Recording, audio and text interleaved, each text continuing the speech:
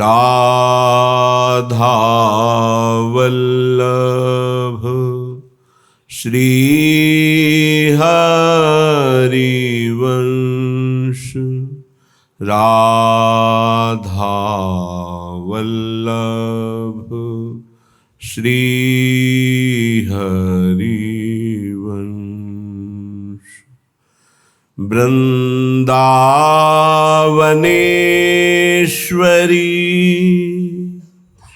तवैव पदारविन्दम्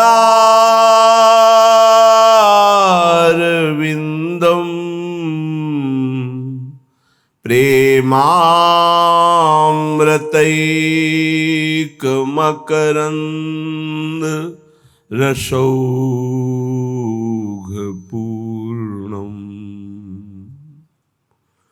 हृद्यर्पितं मधुपते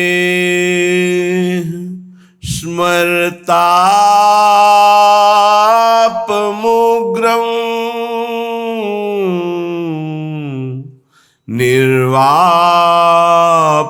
निर्वापयत् परम शीतलमाश्रयामि परम शीतल माश्रयामि।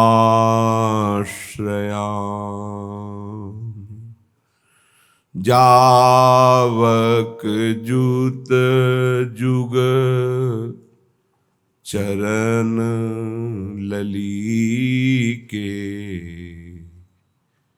चरण लली के जावक जूत जुग चरण लली के अद्भुत अमल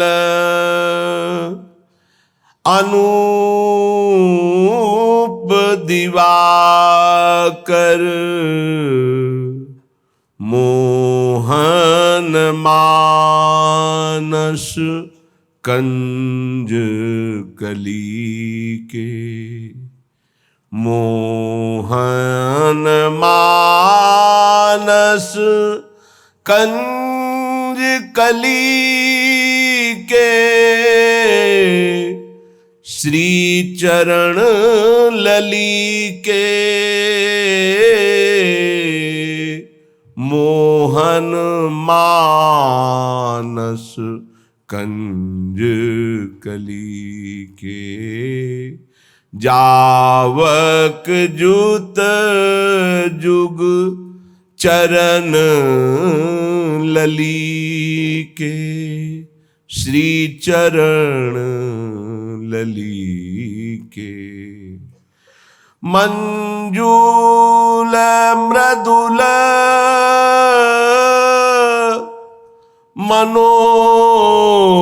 मनोहर सुख निधि सुभग सिंगार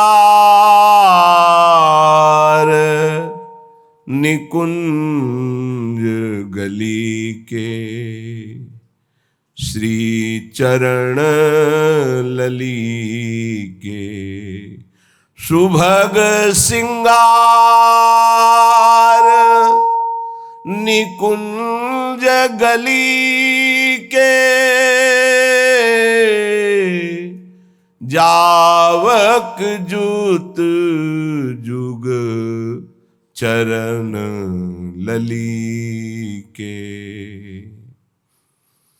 सुरतरु कामधेनु चिंतामणि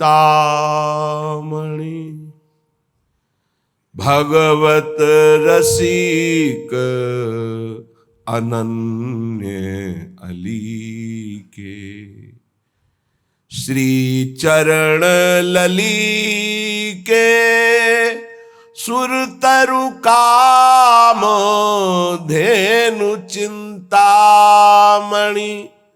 भगवत रसिक अनन्य अली के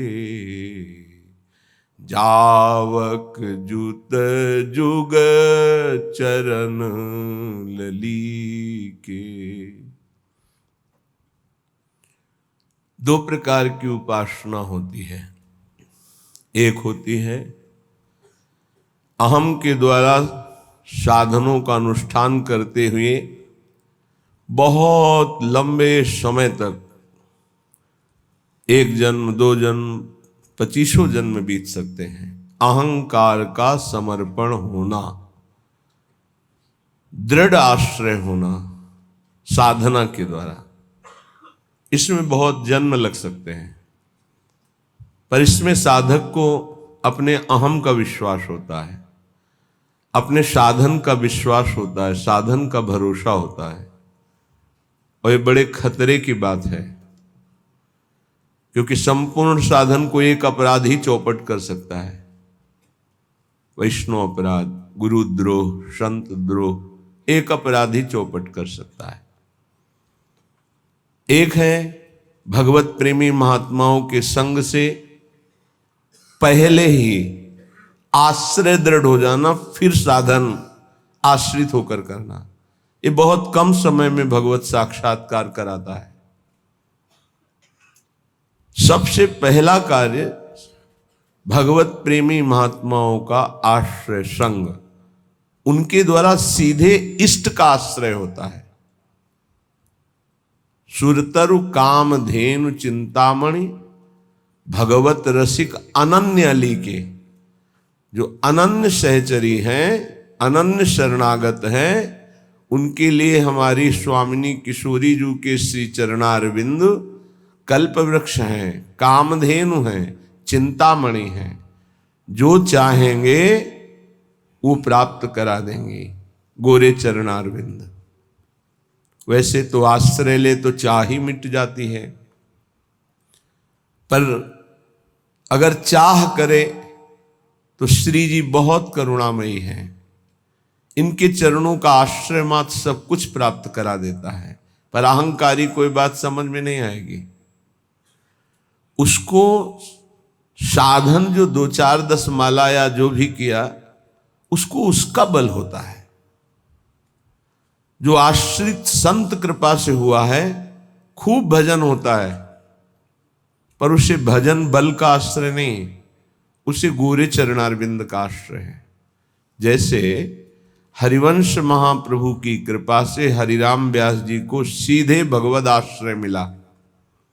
बहुत साधन परायण थे, बहुत ग्रंथों का स्वाध्याय किए हुए थे, बहुत तर्क प्रवीण, शास्त्रार्थ में सदैव दिग्विजयी होने वाले।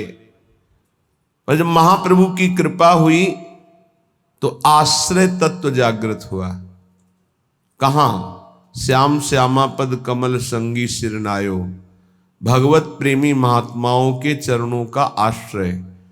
उससे क्या हुआ कि उनके हृदय में सीधे श्री जी के चरणों का दृढ़ आश्रय हो गया। तो जो नित्य विहार में प्रवेश होता है वो साधन बल से नहीं होता है। नित्य विहार प्रेम तो बहुत उच्च कोटि की प्रेमावस्था है।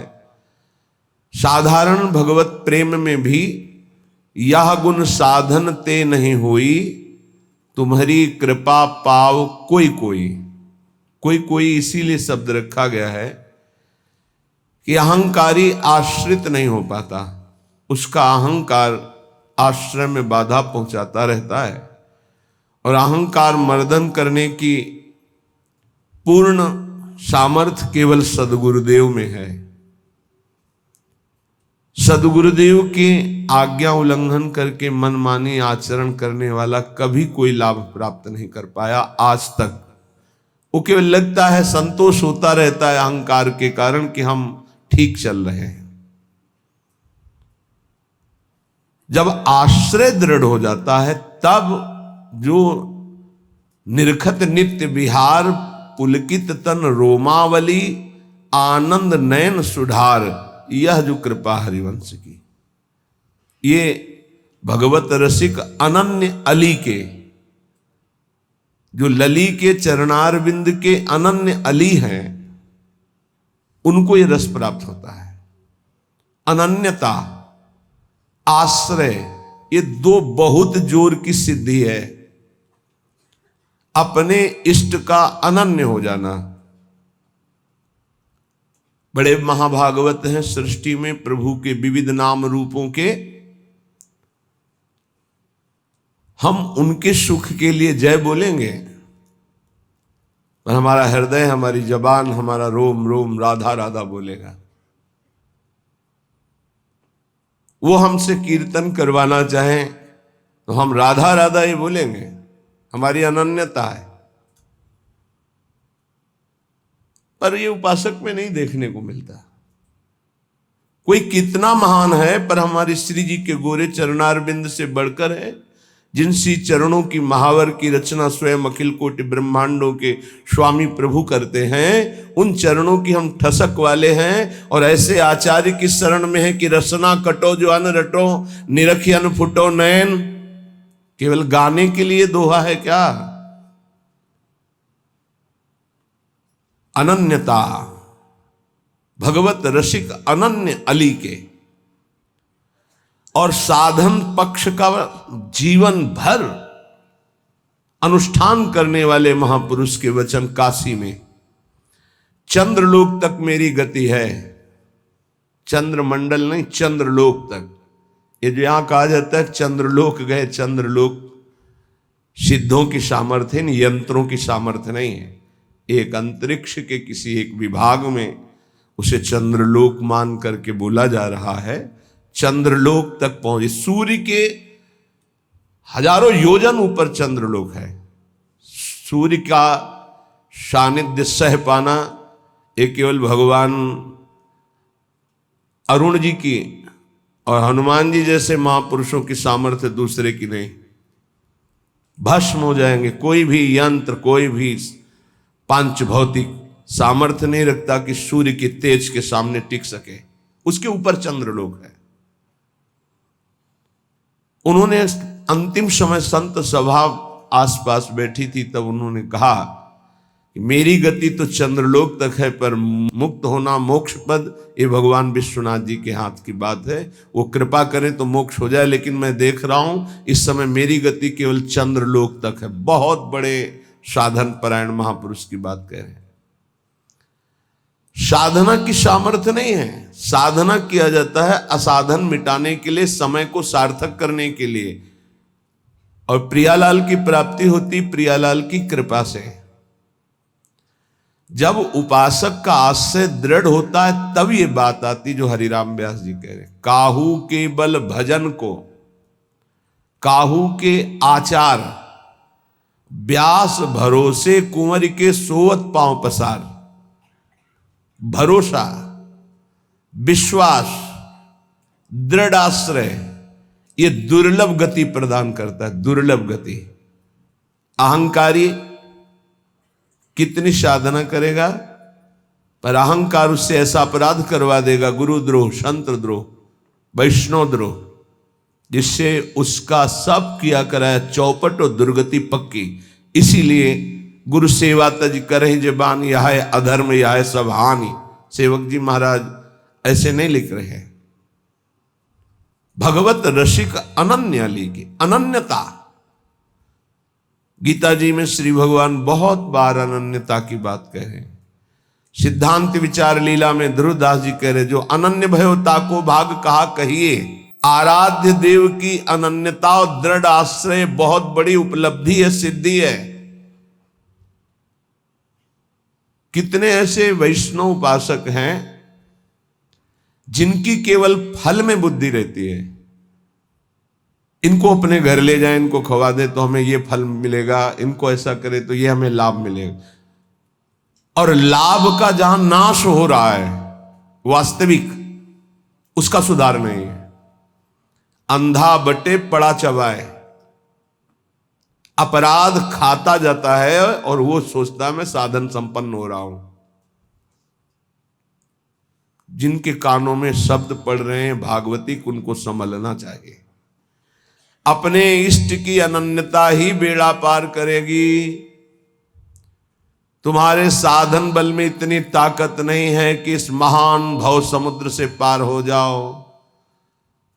आचार्य चरण कह रहे हैं, क्वाहम मूढ़मति को नाम परमानंद एक सारम रसम। मैं मूढ़मति, कहां परमानंद का सार राधा नाम।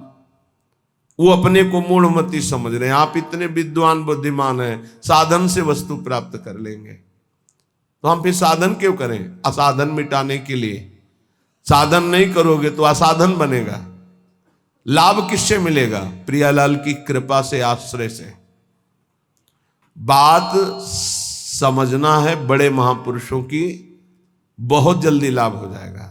ये समझ में नहीं आती सबके। बिगड़ी जन्म अनेक की, अब ही सुधरे आज, हो ही राम को, हो गया हमारा काम।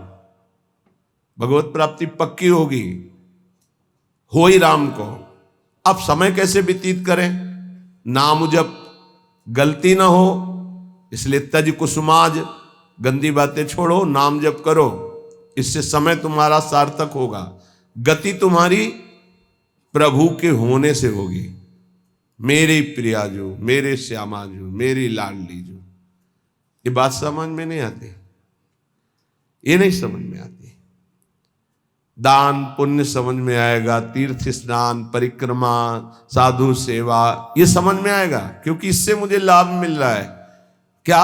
अहम को सुख मिल रहा है। मैं प्रति महीने इतना देता हूं, मैं प्रति महीने ये दान करता हूं, मैं ये करता हूं, ये करता हूं। ये हुआ अंधा बटा, और अहंकार रूपी पड़ा चबा रहा है, तुम्हारी समझ में नहीं आ रहा। खाली हाथ मलिनता की मलिनता बनी रहेगी। जिनको कृपा का परिचय मिला वो करे सबे अंग गुणहीन हो। देख लो, नित्य विहार रस की रचना करने वाले महापुरुष कह रहे हैं, जो सर्वोपरि रस के ज्ञाता हैं, वो कह रहे हैं सबे अंग गुणहीन हो, ताको जतन न कोई, एक किशोरी कृपाते, जो कछु होई सो होई। समस्त साधनों से हीन हूं, कोई दैवी संपदा का कोई गुणाभिमान नहीं। कैसे महापुरुष हैं? सबे अंग गुणहीन। मुझ हीन की गति तो केवल लाडली जू है, लाडली जू की कृपा है बस। सो कृपाति सुलभ नहीं, ताको कौन उपाय, चरण शरण हरिवंश की सहज ही बन्यो बना। वो भी कृपा ऐसे सुलभ नहीं होती किशोरी जी की। बोले हमारा तो सब सहज बनाव बन गया, हित सजनी स्वरूपा हरिवंश महाप्रभु की शरण मिल गई, तो श्री हरिवंश कृपा हुई, तो लाडली जी की कृपा बरसने लगी। किसके ऊपर? जो सबे अंग गुणहीन हो, किंचन मात्र अहंकार नहीं। प्राय हम देख रहे हैं कि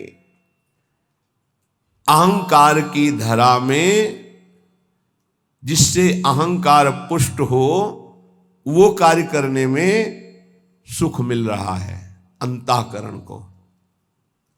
ध्यान से देखिएगा तो आपको परिचय मिल जाएगा। मैं ये कर रहा हूं, मैं ये करूंगा, मैंने इतना जपा, मैं इतना जपूंगा, ये अहम अंदर जो है वो सुखानुभूति दे रहा है, वो साधना की। और महान प्रेम रस प्राप्ति के लिए साधन सुख का नहीं, आश्रय सुख का रसास्वादन होता है। साधन तो आश्रित से ऐसा होता है कि अहंकारी से हो ही नहीं सकता है। 5 मिनट में जो आश्रित का भजन होगा, वो 5 घंटे अहंकारी करे तो भी नहीं पहुंच सकता।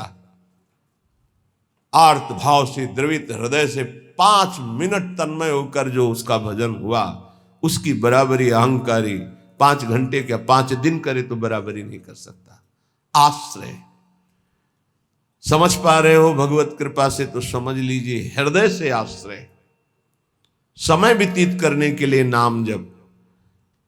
हम आश्रित हैं, इसके लिए पवित्र रहना अनिवार्य है। तो कोई हमसे गंदी बात, गंदी क्रिया, गंदी सोच गंदे लोगों का संग न बन जाए, ये सावधानी।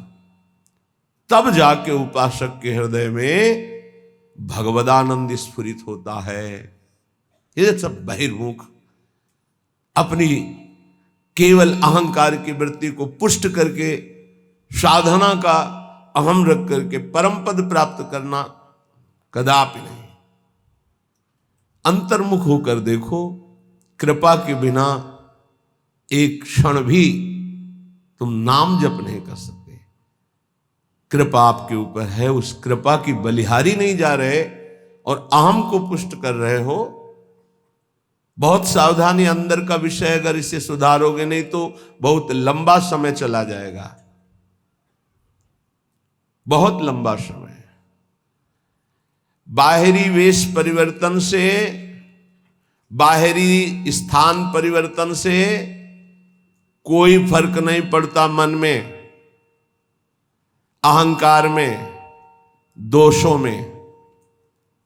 जब तक हमारा चिंतन परिवर्तित नहीं होगा तब तक बात नहीं बनेगी। अहम युक्त चिंतन मूढ़ता को धारण करता है। मूढ़ पुरुष कभी परम पद का अधिकारी नहीं होता। दैन्य भाव प्रियाजू को अत्यंत प्रिय है और ये अहम नष्ट होकर दैन्य आना केवल गुरु कृपा से होता है। एक है, उनको बस शरणागति के बाद एक ही उपदेश कि तुम जितना दान पुण्य करते हो सब बंद कर दो, यमुना जी में फेंक दो या ऐसी जगह दे दो कोई तुम्हारी तरफ देखे ना, कोई तुम्हें बाद में धन्यवाद न दे ऐसा, और नमक रोटी खाओ, भजन करो, श्री जी मिल जाएंगे। पर वो सम्मान प्रिय जीवन तो हमको ये बर्दाश्त नहीं हो।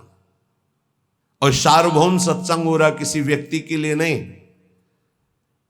वो तुम्हारे अंदर की कमजोरी को दूर कर रहा है, उस कमजोरी को मार रहा है जो तुम्हारे भजन को खा रहा है, तुम्हारे भजन को छीण कर रहा है। पर वह अहंकारी चोरों को संभाल के हृदय में रखता है और सत्य मार्ग की वृत्ति से दूर हो जाता है। वो समझ नहीं पाता, वो संत वाणी को, गुरु वाणी को अपना विरोधी समझता है और अपने विरोधी काम, क्रोध, अहंकार, मोह, मद, इनको मित्र समझता है और इनको बचाने के लिए सत्संग रूपी प्रहार से बचा जाता है। नहीं, इतने प्यारे इन दोषों को हम कैसे निकाल सकते हैं? सत्संग छोड़ देंगे, सामने आना छोड़ देंगे, लेकिन भगवत प्रदत्त बुद्धि के द्वारा विकारों को छोड़ दें, ऐसा कैसे हो सकता है? यही दुर्गति जीव की है। भगवान की तरफ ते सब बानक बन गया, मानव देह वृंदावन आ जाना, रसिकों से शरणागत होकर दीक्षा ले लेना, साधन पद्धति का ज्ञान करा देना, पर उनको कुछ नहीं। हाथी का स्नान सब हुआ, हाथी स्नान किया, सूंड से रज लिया, फिर ऊपर सब डाल लिया, क्या हुआ? चाहे जितना निर्मल करो, अहंकारी अपने आप को मलिन रखना ही अच्छा समझता है। देह भाव वाले जनों का संग कभी नहीं करना चाहिए। इनके संग से केवल दुख, अशांति यही प्राप्त होती है। अपने को सदैव अहंकार रहित बनाने के लिए ही तो हम साधना कर रहे हैं। और हमारा बंधन है क्या? हमारा बंधन क्या है? संस्कृत मूल सूल प्रद नाना सकल सुखदायक अभिमाना, ये अहंकार ही तो बंधन है। और यही मिटाने के लिए जब हम गुरु शरण में होते हैं, जब अहंकार पर घन चलता है, भाग पड़ते हैं। अहंकार पर चोट नहीं होनी चाहिए। फिर मिटाना किसको था? साधना किसकी थी? इसलिए उपासक सावधान। श्रीपाद प्रबोधानंद जी कह रहे हैं, भ्रातस्ते किमु निश्चयेन विदितः स्वस्यांत कालः किमु त्वं जानासि महामनुं बलवतो मृत्युर्गतिस्तंभने मृत्युस्तत्करणं प्रतीक्षत इति त्वं वेत्सि किं वा यतो बारंबार मसंक एव चल से वृंदावना दन्यतः भ्रातस ते किम निश्चयन विदितः श्वश्यांत कालः किम। ए भाई, क्या तुम जान गए हो कि तुम्हारा मृत्यु का समय कब है? तुम निश्चित जानते हो? तो उत्तर आएगा नहीं जानता। तो फिर तुम बलवान मृत्यु की रोकने की गति क्यों नहीं प्राप्त कर रहे? जहां तुम्हें मृत्यु छू न सके ऐसी स्थिति में क्यों नहीं पहुंचना चाहते हो? क्यों बार बार जन्मना मरना पसंद करते हो? अर्थात इस भयावह दुखालय संसार से तुम मुक्त होने का उपाय क्यों नहीं कर लेते हो? तुम्हें पता है एक दिन मृत्यु आएगी, उस दिन का मुझे पता नहीं। हे भाई, तू बलवान मृत्यु को रोकने का उपाय क्यों नहीं कर रहा? क्या उपाय? रोकने का क्या उपाय? हमारी जो शरीर से तन्मयता है, तन्मयता हट जाए और प्रभु में तन्मयता हो जाए, तो जैसे सांप ने आक्रमण किया, कपड़ा उतार के फेंक दिया, वो उसी को काट रहा है, मेरे ऊपर कोई फर्क नहीं पड़ा। ऐसे ही हमारा कपड़ा है ये स्थूल देह, केवल स्थूल देह पर प्रहार होता है मृत्यु का। सूक्ष्म देह कारण और जीवात्मा ये पुनः नए शरीर को धारण करते हैं, स्थूल छूटता रहता है। श्रीपाद कह रहे हैं जब तुम्हें अपनी मृत्यु का पता नहीं हो, मरोगे, तो तुम उपाय क्यों ऐसा नहीं कर लेते जिससे मृत्यु तुम्हें स्पर्श न कर पावे?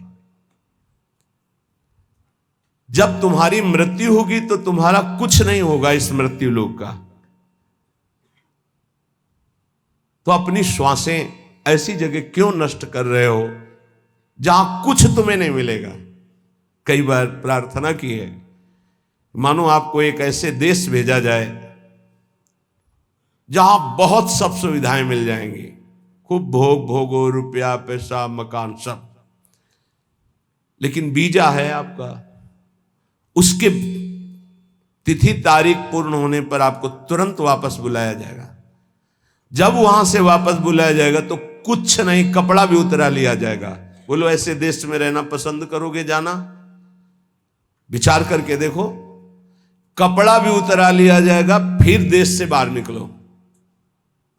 चाहे जितना पुत्र पुत्री परिवार रुपया पैसा गाड़ी घोड़ा मकान सब एकत्रित कर लिया, लेकिन जब उस देश का वीजा खत्म होगा तो कपड़ा भी उतरा लिया जाएगा और आपको भगा दिया जाएगा। बोलो ऐसे देश में रहना पसंद करोगे, राजी रहोगे? सब कोई कहेगा नहीं। तो ऐसे ही देश में तो रह रहे हो, इसी देश में रह रहे हो, इसका नाम मृत्यु लोक है। हर सुविधा, हर विधान, हर आपका किया हुआ संकल्प कार्य सब का सब आपका यहीं रह जाएगा। ये कपड़ा भी उतरा लिया जाएगा, स्थूल शरीर भी यहीं भस्म कर दिया जाता है, इसको भी नहीं ले जा सकते, छोड़, इसको भी छोड़ करके सूक्ष्म शरीर कारण शरीर और जीवात्मा ये पुनः आगे पुनरपि जननम पुनरपि मरणम पुनरपि जननी जठरे शयनम। आप विचार करो कि आप बुद्धिमान हो। यदि परम कृपालु प्रभु का आश्रय लेकर नाम जप नहीं कर रहे और विषय भोगों में नाना प्रकार की धन संपत्ति में नाना प्रकार के व्यवहार बढ़ाने में अपना समय नष्ट कर रहे हो, तो तुमको ये ध्यान रखना चाहिए कि तुम इस देश में हो, मृत्यु लोक में हो, जहां से भगाया जाएगा वीजा खत्म होने पर, श्वास पूरी होने पर। तो आपका शरीर भी आपके साथ नहीं होगा, कपड़ा तक उतरा लिया जाएगा। ये शरीर हमारा कपड़ा है, वशांश जीर्णानि यथा विहाय, इसे कपड़ा ही कहा है भगवान ने। क्या बुद्धिमान हो तुम? इतना दिव्य मानव देह मिलने के बाद कमा के क्या जा रहे हो? पाप और पुण्य की पोटरी लेकर फिर वही दुर्गति। इसलिए भाई मृत्यु तुम्हारा इंतजार नहीं कर रही। भाई बेटी का ब्याह रह गया, पूरा कर ले तो हम थोड़ा भी, या थोड़ा अमुक कार्य रह गया, नहीं, तत्काल प्रहार करेगी, बस समय आने दो। चाहे वो पुण्यात्मा हो, चाहे महात्मा हो, चाहे दुरात्मा हो, सबके ऊपर उसका प्रहार होता है। पर महात्मा अपनी स्थिति इतनी ऊंची उठा लेता है कि मृत्यु जनित उसको दुख नहीं होता। जैसे मत वाले हाथी के गले से फूलों की माला कब टूट के गिर गई पता नहीं चलता, ऐसे भगवत प्राप्त महात्मा का शरीर कब छूट गया उसको कोई पता नहीं, क्योंकि वो हर समय जिसमें रमण कर रहा था वो उसी में रमण करता है। शरीर एक स्वप्न की तरह छूट गया। इसलिए मेरी प्रार्थना मान ले भ्रातस, ए भाई, बारंबार असंख्य चल से वृंदावनादन्यतः। वृंदावन, प्रिया प्रीतम, प्रेमी जन, भगवान नाम, इनको तू छोड़कर बार बार अन्य चिंतन करता है, अन्य क्रियाएं करता है, अन्य बातों में मन लगा रहा है। तुझे डर नहीं लग रहा कि तेरी मृत्यु होने वाली है? बहुत भयावह संसार है, बहुत भयावह। चूंकि आपको भुलावे में डाल दिया गया इसलिए आपको ऐसा नहीं लग रहा। यहां प्रति मिनट प्रति सेकंड ऐसे सावधान है जैसे युद्ध क्षेत्र में चारों तरफ से बाण चल रहे हो और वो महारथी अतिरथी वीर अपने को बचाते हुए निकल रहा हो, ऐसे चला जा रहा है। एक एक सेकंड सावधान, नेत्र खुले, हर समय मंत्राकार वृत्ति, कभी भी शरीर छूट सकता है। क्यों? क्योंकि पता है ऐसी स्थिति है। आपको एकदम भुलावे में डाल दिया गया है। आपके पास वो पार्षद नहीं है जो आपको सावधान करे।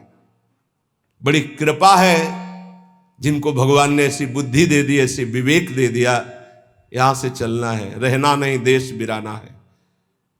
सबसे सबकी सेवा करो, सबको प्यार करो। वो प्यार, वो सेवा एकमात्र भगवान के प्रेम के लिए, भगवान की प्राप्ति के लिए। खूब धन कमाओ धर्म पूर्वक, दूसरों को सुख पहुंचाओ और उस सुख को भगवान के चरणों में समर्पित करो, तो सुख सिंधु भगवान तुम पर प्रसन्न हो जाएंगे। मृत्यु पर तुम विजय प्राप्त कर लोगे। ए भाई, बार बार धाम छोड़कर, नाम छोड़कर, प्रिया प्रीतम को छोड़कर संसार का चिंतन करते हो, पता है किसी भी श्वास में तुम्हारे ऊपर मृत्यु का प्रहार हो जाएगा। इसलिए कृष्णानंद रसाम्बुधे परतरम सारम विचित्रोज्ज्वला कारम पारगतैरपि श्रुति शिरो वृंदस्य नेक्षम मनाक श्री वृंदा विपिनम सुदुर्लभतरम प्रत्यासमासाद्य भो क्षुद्रासा कुपी साचिका वशगतो वम भ्रम्य से किम बही। ए भाई, यदि वृंदावन तुम्हें आने को मिल गया, वृंदावन का एक भी घंटे आपने वास स्वीकार किया, यहां रहे एक घंटे भी, और नाम जप कर लिया या सत्संग सुन लिया या बिहारी जी के दर्शन कर लिए, तो उज्ज्वलाकार श्रेष्ठतम सार अर्थात महाप्रेम प्राप्ति के लिए तुमने कमर कस ली। थोड़ा समय भी वृंदावन में व्यतीत किया तो कृष्णानंद रसाम्बुधे परतरम सारम विचित्रोज्ज्वला। ये धाम कृष्णा श्री स्वामिनी जी का नाम है, प्रिया जी का नाम कृष्णा भी है। कृष्णानंद रसाम्बुधे, प्रियालाल के अद्भुत आनंद रस का समुद्र वृंदावन है। यदि आप थोड़ा भी रह गए तो आपका मंगल हो जाएगा। सत्संग जो सुनते हैं उनके जीवन का कैसे परिवर्तन हो रहा है, ये भगवत कृपा से दर्शन करने को मिलता है। पर दीपक तले अंधेला, ये जरूर कहावत सार्थक नजर आती। दूर से सुनकर परिवर्तन इतनी जोर का होता है, पर नजदीक में ये समझ में नहीं आता। धाम वास करते हैं तो इनको इतना कुसंग का प्रभाव पड़ जाता है कि सत्संग फीका हो जाता है, और कुसंग में रहते हैं और सत्संग का इतना प्रभाव कि कुसंग का त्याग करके वो भगवत मार्ग में आगे बढ़ रहे हैं। कल एक सज्जन जीवन में ऐसे ऐसे ऐसे बोले, आपने कहा कि धाम आए, 3 दिन रुके, पहले दिन जलपान करे, दूसरे दिन फल, तीसरे दिन एक बार अन्न, वही कर रहा हूं, धाम आया हूं, ऐसा ऐसा ऐसा बड़ा सुख मिलता है। धृष्टता की हद हो गई है। जीव जानबूझ, जैसे मल का कीड़ा, विष्ठा का कीड़ा, उसे अमृत कुंड में डालना चाहो तो वो अपने को बुरा मानता है और वो सोच रहा है ये हमारा अहित कर रहा है, मुझे विष्ठा क्यों नहीं मिल रहा। ऐसे ही विषय का कीड़ा बना हुआ जीव विषय में कूदना चाहता है। प्रभु के आश्रित होकर अगर वैराग्य मार्ग में कदम रखा है तो रुपया प्राप्ति का उपाय नहीं रखना चाहिए, ध्यान रखना। नहीं, बहुत कुछ हो सकता है। माया आपको पुनः उसी जगह स्थापित कर देगी जहां से निकलना चाहते हो। एकमात्र भगवत भरोसा, जितना कमा लिया, इसके बाद बंद। अगर धामवास करके हम भगवत आश्रय ले लिए तो नमक रोटी खाएंगे बस। अब हमारा उद्देश्य केवल भजन रूपी धन एकत्रित करना है। जो बेचारे रिक्शा चला करके जीवन गुजारते हैं उनको हम प्रणाम करते हैं। ये धामवास करते हैं, अर्थ की व्यवस्था नहीं, इधर उधर झोपड़ी इधर उधर कार्य करके रह रहे हैं, पर रिक्शा चलाते हैं। समय से दिनचर्या में है, देख रहे हैं हम, और समय से रिक्शा चलाते हैं और परिवार को हम प्रणाम करते हैं, धामवास कर रहे हैं। कोई तो दूसरों के घरों में सेवकाई करते हैं और धामवास कर, प्रणाम है उनके जीवन। लेकिन जब तुम्हारे पास खाने की व्यवस्था, रहने की व्यवस्था है, तो तुम्हारा कदम वो गृहस्थी में रहते हैं। जब विरक्त हो गए, वैराग्य मार्ग के हो गए, एक भी रुपए का ये आय का साधन नहीं करना चाहिए। इससे क्या होगा, आपकी वृत्ति अर्थ में रही है, अर्थ में ही रह जाएगी, गोरे चरणारविंद में नहीं रह जाएगी। और जिनके लिए अर्थ एकत्रित किया जाता है वो उस अर्थ से सुखी नहीं हो सकते, ध्यान रखना। वो परम अर्थ से, परमार्थ से सुख प्राप्त करते। करोड़ों अरबों रुपया जमा कर दिया, उन्हीं के सामने उन्हीं के बच्चों ने उनका तिरस्कार करके और गलत मार्ग का अनुसरण किया। श्रीपाद कह रहे, जब तुम जानते हो कि मृत्यु निश्चित होगी, जब तुम जानते हो कि मृत्यु से बचने का एकमात्र उपाय भगवान की शरण, हर श्वास नाम जपना है, तो कृष्णानंद रसाम्बुदे परतरम सारम विचित्रोज्ज्वला, महान विचित्र प्रेम रस जो उज्जवल, जिसमें कामना की गंध नहीं है, ऐसा प्रिया प्रीतम का प्रेम रस प्रदान करने में समर्थ श्रीधाम वृंदावन है। हे भाई भ्रातः, तुम क्यों भ्रमित हो रहे हो? ये माया का कार्य है, भूल भुलैया में डालकर पूरा जीवन बर्बाद कर देना। सच्ची मानिए, कोई ऐसा सुख नहीं है जो विवेक के द्वारा देखो उसमें सुख दिखाई दे। विवेक के द्वारा, बुद्धि का अंधा आदमी तो कहीं भी कूदेगा जाके। एक सुख हमें बता दो कि ये महान सुख है इस मृत्यु लोक में। एक सुख, पूरे शरीर को इसी को लेकर के सारे सुख विधान है। कुछ भी खाओ 6 घंटे में दुर्गंध युक्त मल, कुछ भी पियो दुर्गंध युक्त लघुशंका, छिड़क दो गंदगी, कान साफ करो गंदगी, सुबह देखो आंखों में गंदगी, और नीचे तो गंदगी के कुंड ही हैं। और इसी शरीर को सजाना, इसी शरीर को भोगना कौन सा सुख हो सकता है? मलमूत्र के द्वारों में कोई परमानंद छिपा हुआ है। परमानंद भगवान को छोड़कर मलमूत्र के भांड को सजाना और इसी को भोगना, यही माया की चाल है। इसी से दुर्गति प्राप्त होती हो। बड़े बड़ों को गिरा दे, ये कोई छोटी बात नहीं है। केवल एक 3.5 हाथ का जो ढांचा है, यही हमारी दुर्गति का कारण है और यही हमारी सदगति का कारण हो जाएगा यदि हम संतों की बात मान ले, शास्त्र की बात मान ले। तो मन माने आचरण, रुपया खूब हो, खूब भोग सामग्री हो, भोगूं यही सुख है। कितने दिन, ये भी तो सोचो, कितने दिन ना भोगने लायक शरीर रहेगा, ना भोगने लायक तुम रह जाओगे। एक बार प्रार्थना मान लो, जैसे भी स्थिति में हो, जहां भी हो, जो भी हो, नाम जपना शुरू करो, भगवान का आश्रय ले लो। श्री कृष्ण एकांत भावम क्वानु सकल जनो वश्या मापनोत्य यत्नात्। तुम ऐसा यत्न करो कि तुम्हें एकांतिक भाव श्री कृष्ण से प्राप्त हो जाए। एकांतिक, हर परिस्थिति में हमारा मन सावई मनः कृष्ण पदारविंदयो। बहुत करुणा में प्रभु श्री कृष्ण है, बहुत करुणा में। ये हम राधा राधा कहते हैं तो ऐसा मत समझना कि हम श्री कृष्ण को प्यार नहीं करते। किशोरी जू से भी अधिक प्यार करते हैं, किशोरी जू से भी अधिक। हमारी स्वामिनी जू के प्राण प्रिय हैं लाल जू, तो हमें कैसे लगेंगे? सोचो, जो हमारे प्राण प्रिय हैं उनको प्राण प्रिय हैं लाल जू, तो हमें लाल जू कितने प्यारे लगेंगे। मेरी प्यारी जू क्या कहती, मुंह को तो भावती ठोर प्यारे के नैनन में। मेरी स्वामिनी क्या कहती, मेरे तन मन प्राण होते प्रीतम प्रीतम। मेरे लिए प्रीतम क्या हुए, प्यारी जू से भी बढ़कर प्यारे, क्योंकि वो मेरी प्यारी के सुख समुद्र है। श्री कृष्ण एकांतिक वृत्ति, एकांतिक, श्री कृष्ण के सिवा अन्य कोई आश्रय न हो। ये बहुत खास बात हम बार बार इसलिए आ जाती है, इसी से परम पद मिलता है, इसी से कल्याण होता है, इसी से बचाव होता है, इसी से सदगति होती है, और ये पकड़ नहीं पा रहे। बार बार ये प्रश्न आता है कि जब आप आश्रय पे बोलते हो तो हमारा मन भजन से हटने लगता है। कैसी बात करते हो? आश्रित का मन भजन में ही डूबता है। भगवद आश्रय रहित भजन कोई कर सकता है? कैसे आप ज्ञान की बात करते हो? यही तो समझ में नहीं आ रहा अहंकार को। भगवद आश्रित से जो भजन होता है रोम रोम से भजन होने लगता है,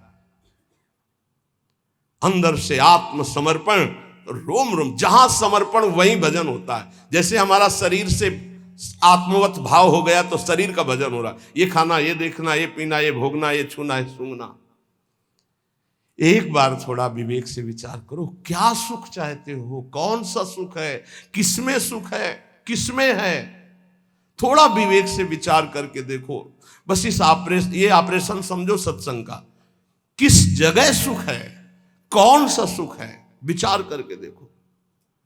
केवल मुझे भ्रमित करके जो मानव देह का टाइम समय मिला है उसे नष्ट कर रही माया, और कोई कार्य नहीं। जीवन जीने के लिए जो मिले प्रभु को अर्पित करके प्रसाद रूप से पाओ। जो भोग वासना धर्म के अंतर्गत उसे भोगो, मना नहीं कर रहे, लेकिन अधर्म युक्त चेष्टा करके नरकगामी क्यों बनना चाहते हो? क्यों पापाचरण करते हो? ये मानव जीवन केवल श्री कृष्ण प्राप्ति के लिए, प्रियालाल की प्राप्ति के लिए है। इसलिए हम चिल्ला चिल्ला कर कहते राधा राधा राधा, क्योंकि करुणामयी स्वामिनी कभी हमारी पुकार सुन लेंगी तो हमारी बात बन जाएगी। बड़ी दुर्गति जीव को। कभी कभी गंगा के किनारे जैसे दुर्दशा देखी है जीवों की, तो घंटों खड़े होकर के विकल हुए हैं। एक पशु है, अब वो उठ नहीं पा रहा है, अब कुत्ते लगे हुए जिंदा उसको खा रहे हैं, कोई पीछे से, कोई साइड से, कोई, अब वो मुंह भगारे पड़ा हुआ है। अब आप सोचो कितने घंटों में उसके प्राण निकलेंगे। बड़ा पशु है, कितने घंटों। अब ये चित्त जोड़ने पर अनुभव होता है। तुमने देखा, चल दिया, क्योंकि निर्दयी हृदय है। अब चित्त जब जोड़ा गया, उसमें तदात्म किया गया, तो भीषण कष्ट का अनुभव। अरे कितना भयानक कष्ट इसको हो रहा है जीव को। अब तत्काल मर जाए तो मर जाए, लेकिन अब कितने घंटे खाएंगे जिंदा, थोड़ा थोड़ा मांस खाएंगे, और वो तड़प रहा है। ये क्या है? हम ही है। हमारी गति बिगड़ गई तो ऐसी योनि जिंदा खा रहे हैं उसे। अब विचार करो, जिंदा ऐसे बांध दिए पैर, उसको भूंज रहे हैं, उसको खा, क्या हो रहा है? हम ही तुम हैं। कर्म बिगड़ गए तो कैसे, और वो कर्म भोगने पड़ते हैं। ए भाई, सब कर्मों से मुक्त होने के लिए ये मानव देह मिला है। ये मानव देह राधा राधा राधा, जो भगवत प्राप्त प्रेमी महात्मा जन है, वो कह रहे हैं श्यामा जी बहुत कृपालु हैं। हम इसीलिए वृंदावनवासी राधा राधा, इससे प्रिया और प्रीतम दोनों प्रसन्न होते हैं। जब राधा बोलते तो श्री जी हमारी तरफ देखती हैं, और जब राधा बोलते तो श्याम सुंदर का प्राण धन है राधा नाम और राधा रूप, वो दोनों हमारी तरफ देखते, प्रिया प्रीतम। बोले हमारे धन श्यामा जू को नाम, श्यामा जू को नाम, जाको रटत निरंतर मोहन राधा राधा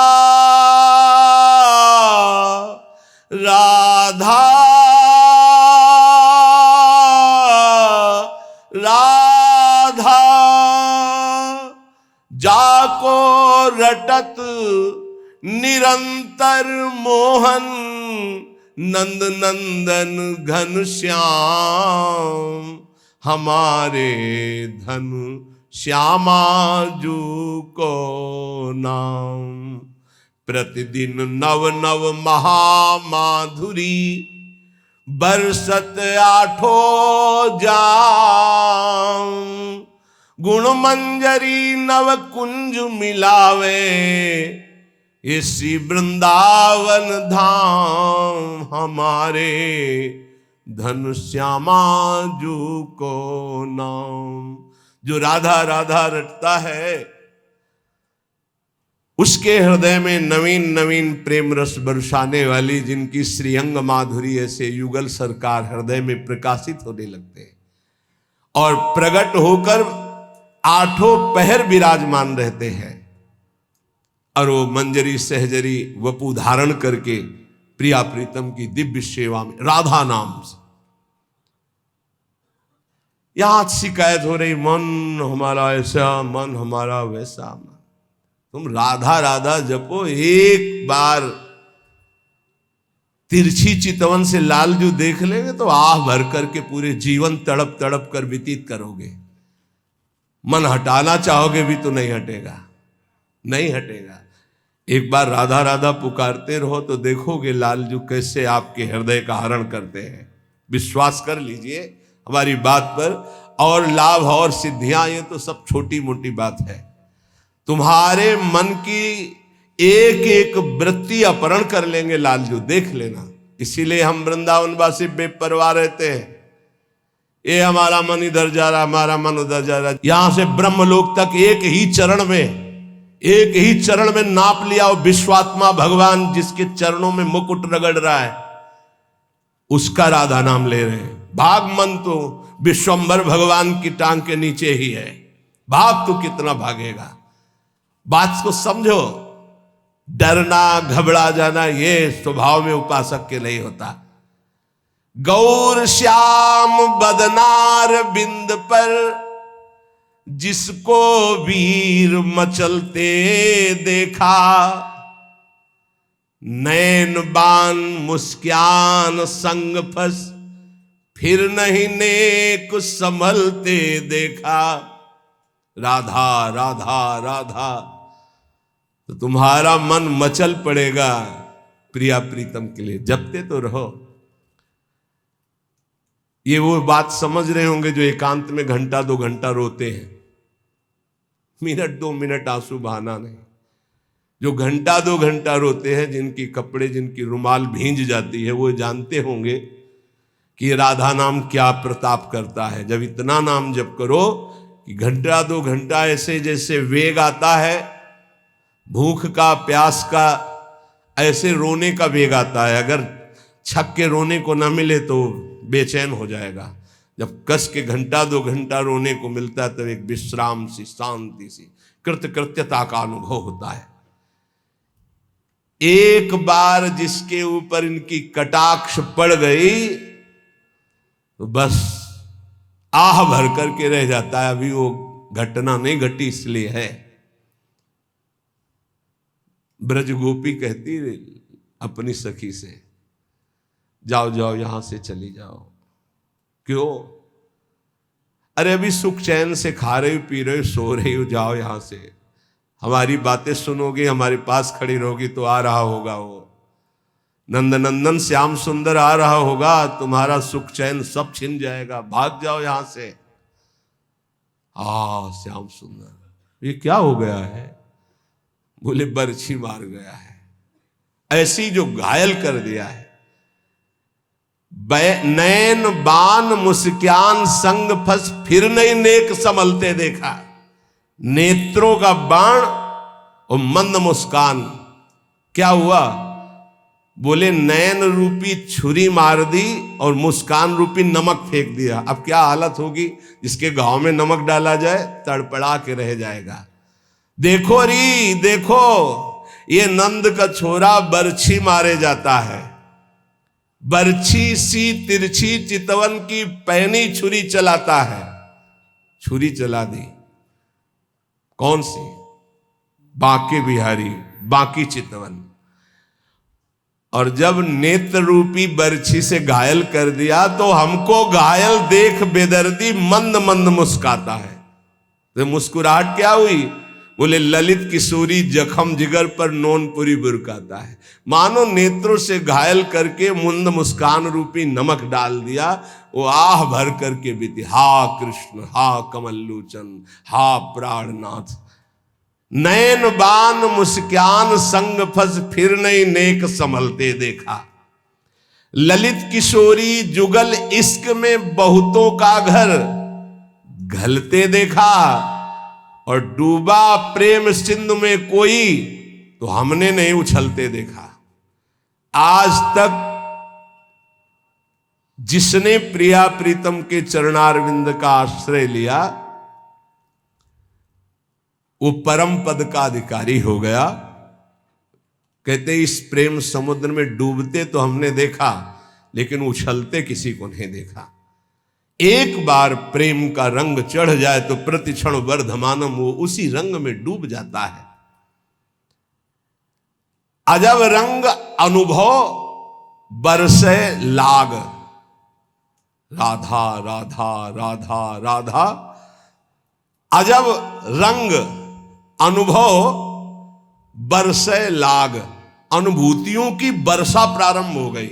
अभी क्या कोई पूछ रहा था किसी निज जनों से, महाराज जी कोई चमत्कार करते हैं, महाराज जी कोई चमत्कार बताते हैं? वो सोचते कोई जादू, कोई टोना, इतने लोग लगे कोई जादू तो जानते होंगे। अरे सद्य वशीकरण चूर्ण मनंत शक्तिम तम राधिका चरण रेणु मनुस्मरामी। अखिल कोटि ब्रह्मांड नायक को अधीन कर ले ऐसी रज में रहते हैं, चमत्कार कौन सा? महारानी के गोरे चरणार बिंद की ठसक और राधा राधा नाम तुम देखो, तुम्हारे हृदय में कैसा चमत्कार उदय होता है। कौन सा आजकल लोग ऐसा चाहते हैं, देखो ये 500 की गड्डी, अरे भाई महाराज बस ये नारियल, अरे चले जाओ 100 रुपया के कितने नारियल ले आओ, 1-2 नारियल, 4 नारियल। भजन से नारियल पैदा कर दिया, इत्र 50 रुपया का इत्र मिल जाएगा, उसके लिए चमत्कार भजन। और बोले इत्र निकाल दिए और नारियल निकाल, सबके देखते देखते कुछ नहीं, बोले केला निकाल दिया, ठेलिया खरीद ले यार 1000-2000 में, क्या पैसा, क्या भजन का फल है। ललित किशोरी जुगल इश्क में बहुतों का घर गलते देखा, डूबा प्रेम सिंधु में कोई हमने नहीं उछलते देखा। अपने एक लड़का को स्मार्ट मोबाइल देते हो, फीस देते हो, पढ़ाते हो, लिखाते हो, पाई भर तुम्हारी नहीं मानता। एक लड़का एक बिटिया संभाले नहीं संभलता, चमत्कार देखने चले आओ, बाबा का चमत्कार दिखाओ। चमत्कार एक इनकी खोपड़ी में बैठ करके राधा नाम सबको चला रहा है, साफ संयम में है, कोई मनोरंजन किसी के पास नहीं, जिनको सेवा है केवल उनके पास मोबाइल, साफ सावधान और रोज अपनी दिनचर्या में रत रहते हुए ये सब इष्टाकार वृत्ति की तरफ चल रहे। हम इनको मन से प्रणाम करते हैं कि हमारी आज्ञा हमारे गुरुजनों की परिपाटी पर चल रहे हैं। चमत्कार किसे कहते? मन का परिवर्तन कर देना, ये राधा नाम का चमत्कार है, ये राधा नाम का प्रभाव है। पता नहीं लोग साधु महात्मा को क्या समझते हैं। जादू देखना तो जादूगर के पास जाओ ना, पानी में ये दिखा देना, रुमाल में कबूतर निकाल देना, ये देखो जाके। साधु का चमत्कार देखना है मन का परिवर्तन, तुम्हारा मन और तन दोनों पवित्र होकर सच्चिदानंद भगवान में लगे। आज इसीलिए तो साधुता बहुत दुर्लभ हो गई है कि साधु महात्माओं को भी लोग नौटंकी मनोरंजन का एक पात्र समझते हैं। ताली बजा दी, बात सुने, कोई नेता का भाषण, ताली बजा दी। मन का परिवर्तन, तन का संयम और सच्चिदानंद में वृत्ति को जोड़ना। अजब रंग अनुभव बरसन लागे, अनुभव हृदय का अनुभव, हृदय का परिवर्तन। क्या बोले? काम क्रोध मद आस वासना अर्क जवा सही झरने लागे, अजब रंग अनुभव बरसे लागे। जब वर्षा होती है तो ये अर्क और जवास ये अपने आप सूख जाते हैं, नष्ट हो जाते हैं वर्षा में, और सब जगते हैं ये नष्ट हो जाते हैं। बोले जब राधा राधा राधा राधा और इसका जब रंग बरसने लगता है हृदय में, तो काम क्रोध मद आस वासना ये अपने आप नष्ट हो जाते। जैसे वर्षा होते ही अर्क और जवास नामक पौधे ये अपने आप नष्ट हो जाते हैं, और दूसरे सैकड़ों पौधे हरे भरे हो जाएंगे, पर ये नष्ट हो जाएंगे। तो ऐसे ही काम क्रोध लोभ मोह मद वासना नष्ट हो जाती है, और नाना प्रकार की भाव तरंगे प्रिया प्रीतम की उठने लगती है।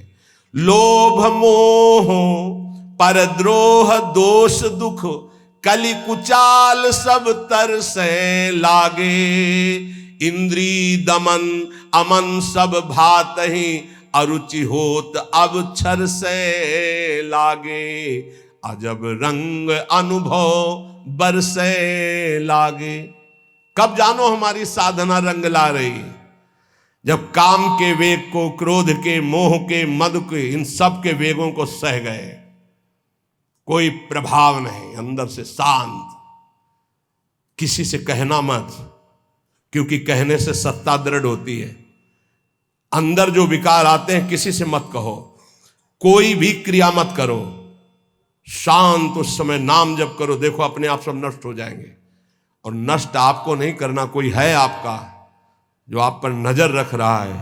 कोई आक्रमण आपको परास्त तब तक नहीं कर सकता जब तक आप आज्ञा का उल्लंघन नहीं करेंगे। आप अपने हाथ से कोई क्रिया नहीं करेंगे, आप कोई गंदे दृश्य नहीं देखेंगे, तब तक किसी की ताकत नहीं कि आपको भ्रष्ट कर सके। ध्यान रखना, क्योंकि आप गुरु कृपा कवच में हैं। जब आप आज्ञा उल्लंघन कर देंगे तो फिर लक्ष्मण रेखा पार हो गए आप, फिर आपको दंड भोगना पड़ेगा। लोभ मोह परद्रोह दोष दुख कलि कुचाल ये सब तरसें लागे, अर्थात वो चाहते हैं कि मैं इसको अपने अधीन करूं, पर हिम्मत नहीं कि छू सके। किसको? जिसकी जिह्वा पे राधा राधा नाम और हृदय में गुरु कृपा का अनुभव शुरू हो गया है। इंद्री दमन ये पहचान है साधुता की, नहीं तो फिर नाटक है, पाखंड है, दंभ है। बिन विवेक वैराग्य भक्ति बिन सत्य न एको मानो, भगवत विमुख कपट चतुराई सो पाखंडे जानो। चाहे गृहस्थ हो चाहे विरक्त, अगर इंद्रियां संयम में नहीं है, मनमानी विकार भोगे जा रहे हैं, तो नौटंकी नाटक भले हो सकता है। वो गृहस्थ उपासक है ना, वो विरक्त उपासक है। इंद्री दमन तो अमन सब भाते हैं, सब भात से मन अमना हो गया है तो परम शांति परम चैन है। क्षमाशील संतोष सुराई शांति सहज सुख सरसें लागे। उपासक के अंदर क्षमा बढ़ने लगा, चाहे जितना कोई अनिष्ट करे, कभी द्वेष हो ही नहीं सकता, कभी उसको साप दे ही नहीं सकता, कभी उसका मंगल नहीं कर सकता, जिसके ऊपर राधा नाम की कृपा हो गई है। क्षमा, जाओ, तुम्हारा मंगल हो, भगवान तुम्हारा कल्याण करे। संतोष, किसी भी परिस्थिति में शोक नहीं होगा, जैसे प्रभु रख रहे, बड़ी कृपा है। शांति, कोई भी द्वंद्व से अशांत नहीं कह सकता। सहज सुख सरसें लागे, सहज सुख आत्म सुख है, आत्म सुख का रसास्वादन होने लगा। दास बना, ये कैसे हुआ? नाम जपी, पहले दास शब्द है, आश्रय। बहुत जोर की बात हमारे हृदय में बार बार उठती कि ये लोग समझ जाएं कि भगवत प्राप्ति आश्रय से होती, आश्रय से, दृढ़ आश्रय। दास बना पहले, जप नाम दूसरा। बिगड़ी जन्म अनेक की अवै सुधरे, आज हो ही राम को पहले, फिर नाम जप दूसरा, फिर तज कुसुमाज तीसरा। और यहां से शुरू किया जाता है सब उपदेश। पहले विकार त्यागो, फिर नाम जप करो, फिर भगवान की शरण में हो। ऐसा नहीं होता, पहले भगवान की शरण में हो, नाम जप करो, तुम्हें बल मिलेगा, विकार छूट जाएंगे। उपजा मुक्ति, मुक्त पद, बहुत सुंदर महात्माओं के वचन है। पहले भगवत दासत्व आश्रय, खूब नाम जप, तो बोले मोक्ष पदवी हृदय में ही प्रकाशित हो गई। ये मोक्ष पदवी क्या है? इसकी पहचान क्या है कि आप मुक्त हो गए हो?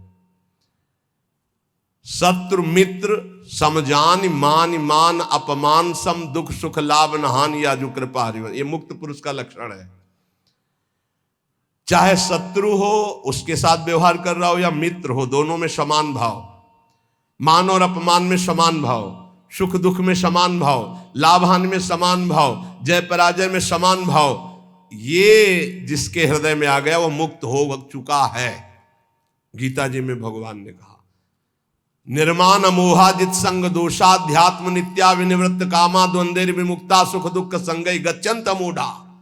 ऐसा अमूढ़ अव्यय पद का अधिकारी महापुरुष मुक्त पद में विराजमान कौन है? बोले जो मान रहित हो चुका है। मान बिल्कुल उसके हृदय में प्रियता पैदा नहीं कर पा रहा और अपमान बिल्कुल दुख नहीं पैदा कर पा रहा। अमोहा, न अपने शरीर से मोह है न किसी के शरीर से मोह है। यह मुक्त पुरुष का लक्षण है। जित संग दोषा, चाहे जितने भोगों के बीच में उसका मन भोगने के लिए चलेगा ही नहीं, वो जीवन मुक्त पुरुष है। जित संग दोषा अध्यात्म नित्या, निरंतर आत्मस्वरूप में स्थित, विनिवृत्त कामा, समस्त कामनाएं निवृत्त हो चुकी है। द्वंद्व विमुक्ता, हर द्वंद्व से वो मुक्त हो चुका है। मान अपमान सुख दुख लाभ हानि चिंता शोक भय मृत्यु, सबसे सुख दुख संगई, सुख और दुख में समान भाव।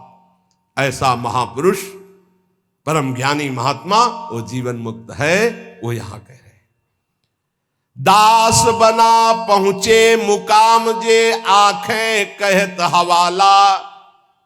साधु की पहचान चिकने गाल से नहीं, साधु की पहचान उसके नेत्र से होती है, सिर्फ नेत्र से। ऐसे तो मांस मछली खाने वाले के भी गाल चमकते देखे हैं कि वो बहुत ही चिकन, तो चिकनाहट को थोड़ी साधुता है, वो तो घी दूध से चिकनाहट आ जाती है। अच्छा खाओ पियो तो मांस चढ़ेगा, चिकना हो जाएगा शरीर। बोले बहुत चमक रहा है चेहरा, तो हम आपको दिखाएं कि विषयी पुरुष हो, चेहरा चमक रहा है, वो भजनानंदी है क्या? नहीं, वो खान पान का है चेहरा। दास बना पहुंचे मुकाम तो आंखें कहत हवाला। अच्युत मुनि के आश्रम में जी उड़िया बाबा पहुंचे, गंगा के किनारे है, तो देखा, जे दृष्टि दे, अरे अपने शिष्यों से कहा दौड़ो, ब्रह्मबोध संपन्न महापुरुष पधार रहे हैं। दृष्टि में पता चल, बोले दास बना पहुंचे मुकाम जे तो आंखें कहत हवाला। आंखें परिचय बता देती है कि ये किस कोटि का महात्मा है। जीवन मुक्त है या प्रपंची है या विषयी है या साधक है या साधना की किस स्थिति में है, पहुंचा हुआ महापुरुष के नेत्र बताते हैं। दास बना पहुंचे मुकाम जे आंखें कहत हवाला। जे दृष्टि में दृष्टि ऐसे मिली तो पता चल जाता है कि किस कोटि की स्थिति है। अब बता रहे हैं कि दो प्रकार की आंखें होती है सिद्धों की। एक होती है जो ज्ञान सिद्ध होता है, करुणा और मैत्री, ये दो आंखों में नहीं होंगी। करुणा और मैत्री नहीं हो, क्योंकि वो निर्मम निरहंकार अद्वितीय स्थिति को प्राप्त महापुरुष बिल्कुल शुष्क शुष्क काष्ठवत हृदय, ना दया ना करुणा ना मैत्री ना द्वैत। जब अपने सिवा है नहीं कोई, तो आप उनकी दृष्टि में देखोगे तो ना हिलन ना डुलन, और नेत्र के आसपास की सारी पुतली साफ एकदम श्वेत, वो ब्रह्माकार वृत्ति के नेत्र होते हैं। रुद्रवत एकदम दृष्टि उनकी, और बिना चंचलता रहे, बार बार ऐसे नहीं, खुले हो एकदम अलक्ष श्वेत पुत्री, सिंहवत दृष्टि। और दूसरे होते प्रेमियों के, नशा ललाई, जैसे भांग छाने हो या कोई नशा करे हो तो लाल आंख नहीं हो जाते, ऐसे लाल आंख होती है प्रेमियों की, क्योंकि प्रायः वो रुदन करते हैं, तो आंखें सूजी हुई या आंखों के नीचे लालिमा, थकित, पूतरी, वो एक विचित्र दशा होती है। बड़े ही सरस, बड़े ही व्याकुल, बड़े ही थकित नेत्र। पलक न लागत हाला, अपलक दृष्टि उनकी भी रहती है। ज्ञानी की दृष्टि भी ऐसी होती है, प्रेमी की दृष्टि होती है, पर दोनों में अंतर होता है। एक एकदम काष्ठवत शुष्क, मतलब वो शब्द अशुद्ध होगा, उदाहरण नहीं दिया जा सकता, जैसे खुली हुई मुर्दे की आंख, कोई हलन डुलन चलन कुछ नहीं। कई बार उड़िया बाबा को बाहरी लोगों ने समझा कि पधार गए हैं, ऐसी दृष्टि बस कुछ नहीं। और प्रेमी जनों की दृष्टि नशा ललाई, थकित पूतरी, पलक न लागत हाला। मतलब नेत्र ऐसे कि देखो तो आसक्त हो जाओ, बड़े सरस, बड़े प्रेमी, बड़े थकित, और हल्की सी लालिमा नेत्रों में छाई हुई है, सुरंग नेत्र है और घूर्णित नेत्र है। प्रेमी जनों के घूर्णित नेत्र, जैसे नशा ललाई का तात्पर्य यही है। थोड़ी थोड़ी देर में ऐसे आपको लगेगा कोई नशा खाए है क्या ये, उनके नेत्र, क्योंकि प्रिया प्रीतम के उस प्रेम रसाशों में उनके नेत्र झूमते हैं। अलसाने से रहित हमेशा, हरिजस सुनि दृग नीरा। थोड़ी सी प्रभु की बात सुने कि आंखों से आंसू की धारा बहने लगी, और अलसाने से रहते हैं, न सोना न जागना। अखियां रूप के रंग रंगी, निरखी स्वरूप कुंवरी राधे को, याही माही पगी। ये अखियां रूप के रंग रंगी, न सोई न जगी। प्रियाजू के रूप रस में हर समय अलसाई हुई, एक जैसे कोई नशा किए हो, ऐसे उस नशे में। ढरक चलत कबही भरियावत पुलकावली शरीरा, गदगद गर चित शांति थका मन, तनहु थका दर्शाई। ज्ञान विराग भक्ति से पूरे, जगत न सकत समाई। ऐसे प्रेमी जनों के नेत्र जहां जगत का प्रवेश ही नहीं है, हृदय कंठ गदगद हो जाता है, चित्त शांत है, मन अचंचल है, तन एकदम थकित शिथिल भाव में डूबे हुए। बोले ऐसे जो महापुरुष होते हैं तो दास बना पहुंचे मुकाम जे आंखें करत हवाला। ऐसों के नेत्र बताते हैं कि मुकाम में पहुंचे हुए ये जन है। श्री भगवान जगत गुरु श्री कृष्णचंद्र जी कह रहे हैं जो पहुंचे हुए महापुरुष है वो शरीर को अपने वश में किए होते हैं। यही सबसे बड़ी चूक हो रही है। ये बहुत बड़ी चूक है जो हमारी निंदा का कारण बनती है। हम संतों की या भक्तों की जो निंदा का कारण बनता है वो ये नाशवान दुष्ट नीच शरीर है। इसको जब तक मैं माना जाएगा ये नीच आचरण कराता ही रहेगा, गुरुजनों की, आचार्यों की, भगवान की निंदा करवाता रहेगा। एक शरीर से गलती होने पर समस्त साधुओं की तरफ लोगों की दृष्टि अश्रद्धा से हो जाती है। इसीलिए हमें लगता है कि अगर साधु बने तो मर के बने, उन्हें घर गृहस्थी में ब्याह करके अच्छा है, जीवन धर्म पूर्वक व्यतीत करे, अधर्म आचरण न करे। बहुत बड़ी त्रुटि समझो, एक गलती से लाखों लोगों की श्रद्धा संतों के प्रति नष्ट हो जाती है। भगवान कह रहे सिद्ध पुरुष के लिए कैसा होता है, निराशीर्यत चित्तात्मा त्यक्त सर्व परिग्रहा, शारीरम केवलम कर्म कुर्वन्नाप्नोति किल विषम। यत चित्तात्मा, जिसने अपने शरीर को अधीन कर लिया। ये प्रार्थना है सब साधकों से, कोई ऐसी चेष्टा मत करना जिससे भेष को गाली मिले। हमारा गति हो या दुर्गति हो तो ठाकुर जी जाने। कभी ऐसी जगह न खड़े होना, कभी ऐसी चेष्टा मत करना, कभी ऐसा संग मत करना। ये ध्यान रखो कि तुम्हारे से एक बहुत बड़ी धारा जुड़ी हुई है। तुम्हारे गुरु, गुरु के गुरु, गुरु के गुरु, आचार्य, इष्ट, पूरा एक आपकी गलती पूरे को गालियां दिलवा सकती, पूरे विश्व के संतों के प्रति अश्रद्धा हो सकती। इसलिए सावधान। जिंदगी में हम नीच हैं, पामर हैं, हमारी गति हो दुर्गति हो भगवान जाने, हमसे ऐसा आचरण न बन जाए कि हमारे गुरुजनों को गाली मिले। उन्होंने कोई हमारे साथ धोखा दगा नहीं किया, मंत्र दिया, उपासना दिया, वेश दिया, तो आचार्य और गुरु और इष्ट इनको गाली न पड़े, हर समय सोचना चाहिए।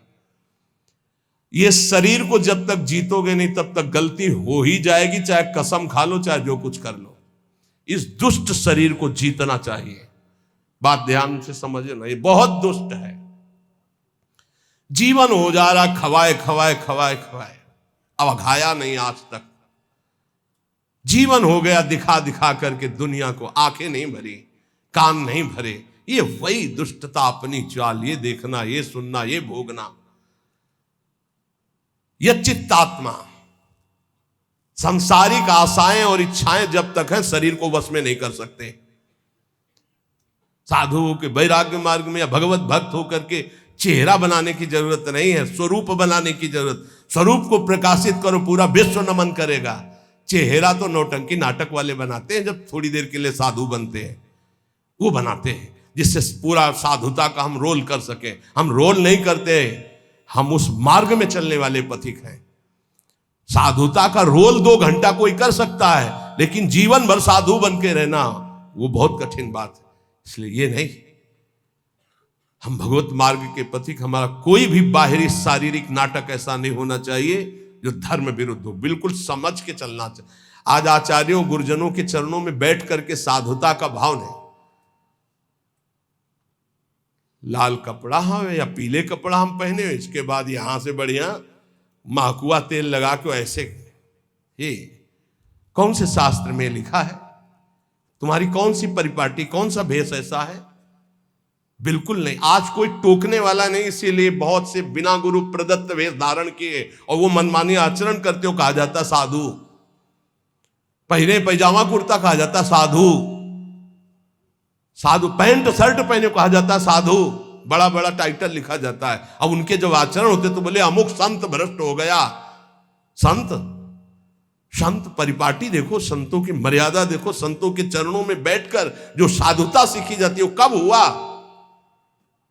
इसलिए यत चित्तात्मा भगवान कह रहे हैं, यत चित्तात्मा। बहुत अच्छे से समझ लो, संसार में जब तक शरीर के भोगने की कोई भी आशा रहेगी तो साधुता नहीं टिक पाएगी। बहुत इसे धैर्यपूर्वक, सांसारिक इच्छा, सांसारिक भोगों की चाह, इससे तुम्हारा शरीर अपवित्र हो जाएगा। तुम्हारे द्वारा ऐसे आचरण होंगे जिससे तुम्हारी साधुता नष्ट हो जाएगी। शरीर और इंद्रिय और मन के वशीभूत होकर के जो आचरण किया जाता है वो निश्चित अपवित्र है और वो अधर्म होगा और वो गालियां दिलवाने वाला ही होगा। श्रद्धा उपजाना बहुत कठिन होता है भाई, बहुत कठिन होता है। नास्तिक के हृदय में श्रद्धा प्रकट करना, विषयी पुरुष के हृदय में श्रद्धा प्रकट करना और नष्ट करना एक क्षण की बात होती है। जन्म जन्मांतरों की सुकृत एकत्रित होने पर श्रद्धा होती है और एक चेष्टा पूरी लाखों की श्रद्धा नष्ट कर देगी। लाखों का मंगल करने का पाप लगेगा उसको और वो दुर्गति को प्राप्त होगा। इसलिए साधु वेश में बहुत होश में, ये कोई खिलवाड़ नहीं है। ऐसे लोग करते तो खिलवाड़ नहीं, सारी जिम्मेवारी है आपकी। ऐसे कर दिया तो जिम्मेवारी, उनकी श्रद्धा की रक्षा करना तुम्हारा कर्तव्य बन गया। उनके कल्याण की तरफ तुम्हारी दृष्टि जानी चाहिए। ऐसा कोई ये नहीं कि तुम स्वामी बन गए तो जो मनावे सो आचरण करो, ऐसा नहीं है।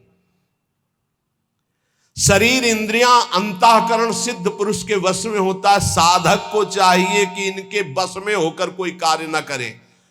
तुम अकेले नहीं हो, तुम्हारे साथ बहुतों की निंदा होगी या बहुतों की प्रशंसा होगी। ये बात ध्यान रखना है। केवल अपना जीवन होता तो कोई बात नहीं है, गलती हो गई, त्रुटि हो गई या पिट गए या जो भी हो गया सब हो गया।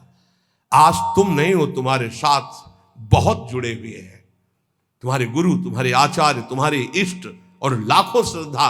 अगर एक भी त्रुटि तो लाखों की श्रद्धा और पूज्य जनों का अपमान घोर नरक पहुंचा देगा, दुर्गति करवा देगा। त्यक्त सर्व परिग्रहा, जो सिद्ध पुरुष होता है उस शरीर को ही अपना नहीं मानता तो और परिग्रह की बात क्या है। सब सन्यासी हो, जो भगवत मार्ग के पथिक हैं, ये तो सर्वाणि कर्माणि मयि सन्न्यस्य मत्पराहा, सारे कर्म भगवान को अर्पित करके जो भगवान के परायण है, चाहे गृहस्थ हो चाहे विरक्त हो, वो सन्यासी है। जो मन का निसंकल्प और वाणी का मौन दंड और शरीर का निष्कर्म संयम पूर्वक अगर ये दंड नहीं तो किस बात का सन्यासी। भगवान ने एकादश स्कंद में कहा है, वाणी का मौन, मन का निसंकल्प और शरीर का निष्क्रिय, ये सन्यास धर्म का स्वरूप है। तो निष्क्रिय दो प्रकार से होता है, एक जो कर्म का त्यागी होता है, एक होता कर्म समर्पण करने वाला। भक्त कर्म समर्पण करने वाला सन्यासी होता है। ये तो सर्वाणि कर्माणि मयि सन्न्यस्य मत्पराहा। सब प्रकार के भोग संग्रह सामग्री का अपनापन भाव न रखना, चाहे गृहस्थी में हो चाहे विरक्ति में हो। गृहस्थी में तो नाथ सकल संपदा तुम्हारी, मैं सेवक समेत सुतनारी। विरक्ति में तो जो हमारे पास मिला है वो साधु सेवा, भगवत सेवा के लिए मिला हुआ भगवत प्रदत्त वस्तु है, अपना अधिकार नहीं, अपने नौकर हैं, सेवक हैं, सिर्फ सेवा।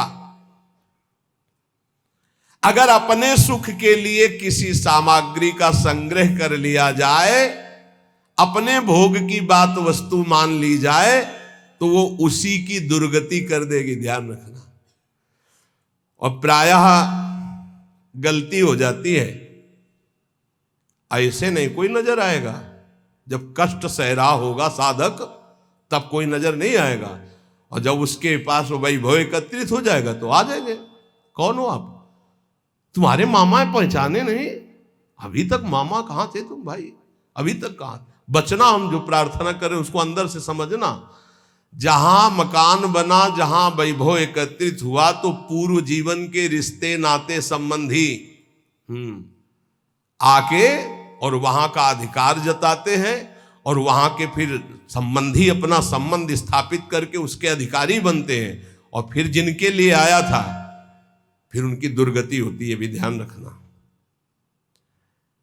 यही की घटना है। वो भक्तमाली जी अंतर ध्यान हो गए, उनकी बात है। वो बता रहे थे कि साधु के भाई आए, तो साधु को कहीं ना कहीं से अर्थ मिलता ही रहता है, साधु सेवा, भगवत सेवा। तो उन्होंने कहा अमुक कार्य है, 1 लाख रुपया दे दो। एक घटना है, कोई कथा नहीं। तो 1 लाख दे दिए। अब जब वो आते तो कहते हैं भाई दे यार 1 लाख रुपया, साधु सेवा वाला ले गए थे। अरे भाई दे देंगे, बड़ी समस्या गृहस्थी में रहती है, आप तो बाबा जी हो, आपको क्या पता गृहस्थी में। अब भाई है तो कह नहीं सकते हो, इतने में उनका शरीर पूरा हो गया संत भगवान का। जानते हो क्या बने थे? श्वान, कुत्ता। आश्रम के बाहर बैठे पिल्ले के रूप में। तो किसी महापुरुष को स्वप्न दिया कि मेरा उद्धार करवा दो, मेरे से गलती हो गई, 1 लाख रुपया अपने भाई को देने के कारण मेरी गति बिगड़ गई, और मैं वृंदावन में ही अमुक आश्रम का हूँ, अमुक अमुक हूँ, सामने बैठा हुआ हूँ, आप आके मुझे देख लीजिए, मैं आपको पहचानता हूँ। तो वहाँ गए तो बहुत हष्ट पुष्ट एक पिल्ला बैठा था, पुचकारा और गोद में उठाया। बोले महाराज आप चिंता मत करो, बाप का कल्याण होगा। उसके भाई के पास गए और कहा होश में जैसे बने तैसे चुपचाप 1 लाख रुपया मैं ब्याज सहित दो, नहीं हम तुम्हारे पास शासन अपना जब लागू करेंगे तो आप परेशान हो जाओगे। तुम्हारे भाई की दुर्गति हो गई जो महात्मा थे। वहां से पैसा लाए, फिर आश्रम में भंडारा किया, और फिर कुत्ता का कुछ दिनों में शरीर शांत हो गया, वो अपनी गति को प्राप्त हो। समझो, वैभव जहां बढ़े तो संसार के सेवा के लिए वैभव मिलता है। साधु सेवा, गौ सेवा, भगवत सेवा। और घर वाले, परिवार वाले के बिटिया का ब्याह है, हमारे सारे पैदा किया था क्या? मेहनत करो, मांगो, खाओ, जियो। हमारा तुम धर्म भ्रष्ट करने आए हो? वैराग्यवान कभी भूल करके एक सिक्का अपने परिवार वालों को ना दे, नहीं तो नरकगामी होगा, ध्यान रखना। ये हराम का पैसा नहीं है, गृहस्थ जन देते हैं भगवत प्राप्ति में लगे हुए संतों की सेवा के लिए, या श्री जी के लिए, या गौ सेवा, या धर्म सेवा के लिए। परिवार सेवा के लिए कोई कह के दे तो बात अलग है, कौन देता है परिवार सेवा की? इसलिए किसी भी सामग्री को अपनी ना मानना, त्यक्त सर्व परिग्रह, ये भगवान का आदेश है। सिद्ध पुरुष में ऐसा नहीं होता, वो अपना न शरीर ही मानता है न कोई वस्तु मानता है। लेकिन साधक के बात ध्यान रखे, उसके पास जो भी भगवत प्रेरित सामग्री आई है वो अपने लिए नहीं, सेवा के लिए आई है। ठाकुर सेवा, संत सेवा, भगवत सेवा, समाज सेवा। जो भोग बुद्धि से अपने लिए संग्रह करता है उसकी बुद्धि भ्रष्ट हो जाती है और वो पतित हो जाता है। बस ये बात है, अपने लिए नहीं। बहुत जोर का भगवान ने त्यक्त स्वर परिग्रह का भाव बताया है कि सिद्ध का यही लक्षण होता है। और ऐसे महापुरुषों के दर्शन किए प्रयागराज में, टाट की लंगोटी और एक बोरे का टाट ऐसे उड़े हुए और ट्रक का ट्रक घी और चीनी और मैदा उतरता, ऐसे भंडारे चलते, पूछो मत। जो उनके भगत थे सबके चरण धोना, सबको नम्रता पूर्वक भगवान की तरह बैठाना और खूब प्यार से पवाना। और जो महात्मा जी थे वहां के, एक टाट और पट्टा ऐसे टाट का ऐसे उड़े हुए और ऐसे ही रेती पे लेटना, ऐसे झोपड़ी बनी हुई थी उनकी, उसमें लेटना। और अरे वैभव की भीड़ लगी हुई थी। और आप जब सब संत पा लेते थे तो सब संतों की जूठन जो बचती उसी में एक दो और मिलाकर, क्या जीवन उनका, कोई संगय प्रयोग, वैभव तो पूछो मत। कोई दिन ऐसा नहीं होता था कि 2-4 हजार रुपए एक संत को दक्षिणा में ना मिले। एक से एक कंबल, एक से एक सब। पर देने वाले जब ऐसे, तो वहां त्यागी ही त्यागी ज्यादा थे। देने वाले परेशान थे कि यहां कोई लेता नहीं है। और सामान की ऐसी, ये वास्तविक बात यही है कि स्वयं परिग्रह रहित होकर के समाज सेवा में। एक विरक्तानंद नाम के महापुरुष थे, उन्होंने कहा, स्वामी जी बहुत हो गया, बुढ़ापा है, आप इतना कष्ट सह रहे हो, क्यों सह रहे हो, अब तो आप वस्त्र धारण कर लो। वो वहीं पास में बैठे थे। तो उनका, तुमको मैं बूढ़ा नजर आ रहा हूं, ऐसे कहा, बूढ़ा नजर आ रहा हूं, अभी चलो बराबर गंगा जी में खड़े होकर देख लो कौन बूढ़ा होगा। तितिक्षा की मूर्ति और मुस्कुराहट ऐसी, और त्वचा एकदम सांवली हो गई थी, प्रकृति का वार सहते हैं। और जब दृष्टि उठाएं तो अमृत की वर्षा होती। ये संतों में एक अद्भुत, ऐसे दृष्टि से देखे तो अमृत की वर्षा होती, क्योंकि भगवदानंद में डूबे। अनिकेता, अनिकेत भगवान को बहुत प्रिय है। अनिकेत, जिसके रहने के वास में ममता नहीं है। अनिकेत का मतलब जिसके घर नहीं, ऐसा नहीं। ये भी रहने का वास है और ये भी रहने का वास है, अपना नहीं है। बिल्कुल ऐसे समझो जैसे स्टेशन में रह रहे, गाड़ी आई चल दिए, स्टेशन में नहीं बैठे, खा रहे हैं, पी रहे हैं, बात कर रहे हैं, पढ़ रहे हैं, पर अंदर से क्या चल रहा है। हमारी गाड़ी आने वाली है, अमुक प्लेटफार्म में आएगी, वही इंतजार कर रहे हैं। बस हम मानो वृंदावन राधा के निकुंज प्लेटफार्म में बैठे हुए हैं, हमारी गाड़ी निकुंज वाली आने वाली है, बिल्कुल तैयारी में बैठे हैं, अपनी अटैची फिट है राधा नाम की, वो पास बना हुआ है निज मंत्र निकुंज का, बस आवे गाड़ी और चल दिए। राधे श्याम भी कहने की फुर्सत नहीं इस गाड़ी में, इतनी रफ्तार की गाड़ी है कि अच्छा भैया ऐसे नहीं है, बस चल दिए। बस ऐसी तैयारी में रहो, यहां राधा के कुंज में कैसे रहना है, स्टेशन में जैसे रहना है। ये ना किसी का था, ना है, न रहेगा। बस समय गुजारो और श्री जी के पास चलना। अनिकेता, रहने के स्थान में ममता रहित होना। निराशी, सिद्ध पुरुष में कोई आशा नहीं होती, और साधक को आशा, कामना, स्पृहा और वासना, इसका त्याग करना पड़ता है। आशा किसी से नहीं, कामना कोई नहीं, स्पृहा कहते हैं कि कम से कम इतना तो चाहिए ही, ये भी नहीं, और वासना जो अंदर अंतःकरण में दबी होती है, इन सबको सहना है, सहने से ही मिटता है। बोले इतनी व्यवस्था तो होनी चाहिए। क्यों होनी चाहिए? हरि की इच्छा है कि इतनी भी ना हो तो हम उसमें राजी हैं, जोई जोई प्यारो करे सोई मोई भावे। हमें लगता है 25 वर्ष तो कुल्ला नहीं किया होगा, 25 वर्ष वो जो होता है ना पेस्ट या मंजन, या कुछ नहीं। जीवन को भगवदानंद में डुबोने के लिए पेस्ट लेके थोड़ी घुमा जाता है, कोलगेट इसके लिए से कहां रखा है। अरे इतना गुड़ मिल जाए और एक कमंडल गंगा जल चला जाए, बड़े भाग्य की बात। निराशी, इतना चाहिए ये भी नहीं होना चाहिए, इतनी तो आवश्यकता है ही हमारे जीवन के लिए, नहीं। यही वृंदावन की कह रहे, पीछे से सब अचला फटा था, राधा वल्लभ जी के दर्शन कर ले गए। एक ओमवती मैया नाम की विरक्त संत थी, राधा वल्लभी, पता नहीं भगवान अब विराजमान है या श्री जी की सेवा में गई। और दष्ट पुष्ट ऐसे बैठती थी। आए बाबा तो ये समझ में ना आवे, तेरो अचला फटा है, तुमका समझ में तो आवे, लेकिन समझ तब हो ना जब रुपया हो हमारे पास। तो कुछ है नहीं, जैसा श्री जी दिए वैसा है। सच्ची बाबा? हाँ भैया। तत्काल गई मार्किन लाई, तो वो देर लगती वहीं बदल के बाद कि जिसको फिकर है वो करो। हमारे पास जो है जैसे है, निराशी, आशा भी नहीं कि इतना तो चाहिए, अगर वो भी फटके गिर जाए तो बाबा जी तो बाबा जी, भगवद आश्रित है। दिगंबर, दिग माने दिशाएं ही, अंबर माने वस्त्र, जिसका वस्त्र दिशाएं हैं। चलो व्यवस्था है तो पहले, नहीं है तो हमारी दिशाएं ही वस्त्र है, दिगंबर। और इसकी भी ट्रेनिंग हुई है काफी, कई महीने इसकी भी हुई। सन्यास में इसका भी सन्यास दिया ही जाता है दिगंबर करके। निराशी, ये सच्ची मानो, कोई आशा मत रखो, जिस समय जैसी व्यवस्था हरि करे उसी में राजी रहो। बाहर से भोग सामग्री में अपनापन नहीं हो, अंदर से किसी भोग सामग्री की इच्छा भी न उत्पन्न होने पावे, उसे निराशी कहते हैं। ऐसा महापुरुष शारीरम केवलम कर्म कुर्वन् नापनोति किल विषम, वो केवल शरीर संबंधी कार्य करता हुआ भी पाप को प्राप्त नहीं होता, क्योंकि आशा, कामना, स्पृहा, वासना, ममता रहित जो महापुरुष है। इसीलिए कहा गया महापुरुषों की केवल बात के अनुसार उनके जो आचरण हो वो मानो, सब आचरण उनके अनुकरणीय नहीं होते।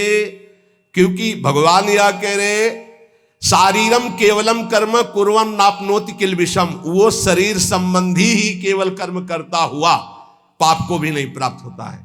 जैसे श्रीमद् राधा सुधानिधि, कर्माणि श्रुति बोधितानि नितराम कुर्वन्तु कुर्वन्तु मा गूढ़ाश्चर्य रसास्त्रगादि विषयान गृह्णन्तु मुञ्चन्तु वा।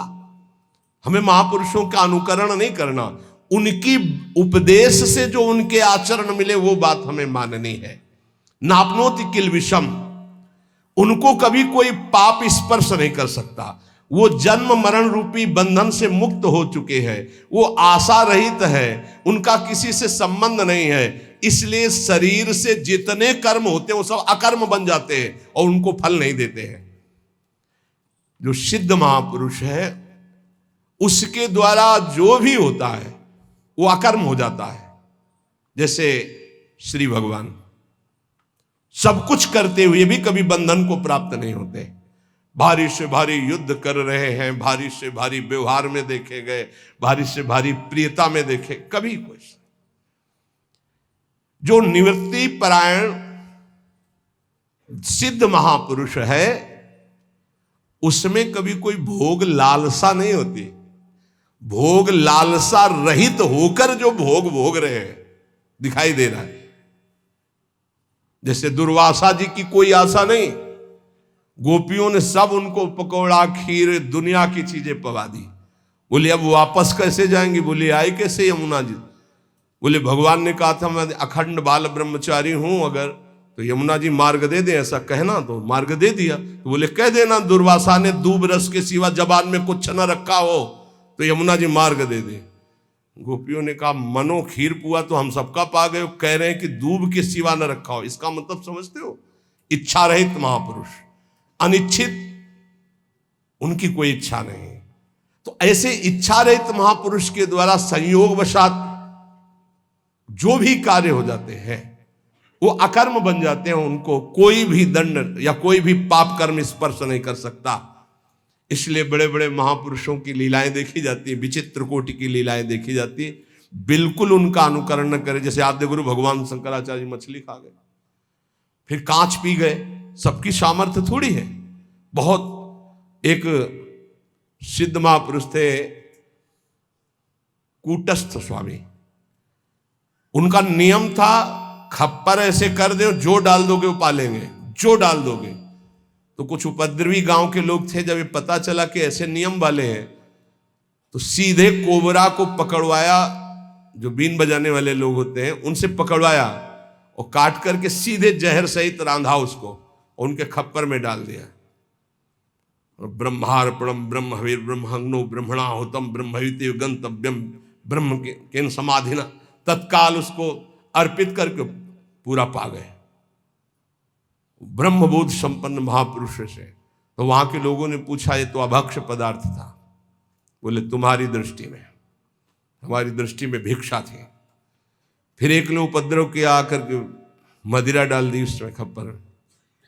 तो मुस्कुराए उन्होंने, कहा यहां तो कोई फर्क नहीं पड़ने वाला, पर तुम्हारी नरक की जो है गति पक्की हो रही। तुम भिक्षा में एक साधु को क्या दे रहे हैं?